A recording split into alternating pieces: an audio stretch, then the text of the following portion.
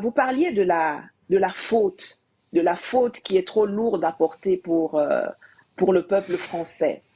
Vous savez, je remarque quand même que les Français acceptent beaucoup plus facilement de porter la faute euh, de la Shoah ou des collaborations qu'il y a eu avec la Shoah que celle de l'esclavage, de la colonisation ou de la néocolonisation qui a encore lieu, parce que vous en parlez comme si c'est il y a longtemps, mais nous, on vous parle d'un système qui perdure jusqu'à ce jour dans beaucoup de pays de la zone.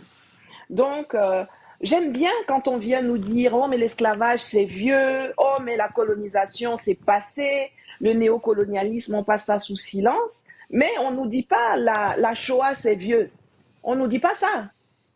Pour ça, là, c'est tout à fait normal de faire des mémorials, de construire des machins, de revenir chaque année et de se couvrir de la faute perpétuelle.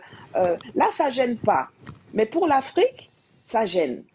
De la même façon, si on veut vraiment passer l'éponge et passer à un autre chapitre, ce que nous voulons également, je pense qu'il faudra à un moment donné que nous parlions de mémoire, que nous parlions de réparation et que nous parlions de vérité.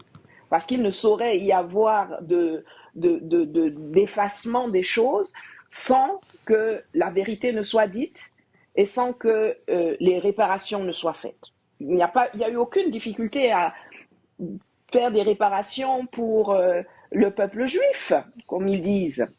Et aujourd'hui même, quand ce peuple qui a souffert de dérives à un moment donné se comporte de façon quasiment pire même que ce qu'il a subi, il n'y a personne qui vient lui dire que bon, ok, ça suffit.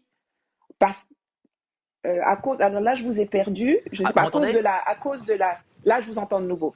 À cause de la mémoire, à cause des choses qu'on ne veut pas oublier du côté de l'histoire de la Deuxième Guerre mondiale, on s'interdit aujourd'hui d'être résolument du côté du peuple palestinien, de prendre toutes les mesures qu'il faut pour faire cesser ce carnage et envoyer ces génocidaires complets là-bas devant la justice. Mais on demande aux Africains, eux, d'oublier ce qu'ils ont subi depuis des décennies et des décennies, des siècles et des siècles, en disant, bon, ben moi, je ne me sens pas responsable. Mais pourtant, votre gouvernement, aujourd'hui, pratique une politique néocoloniale. Et c'est vous, en France, qui vous êtes arrangé pour que ce monsieur soit au pouvoir. Ce n'est pas nous qui l'avons élu.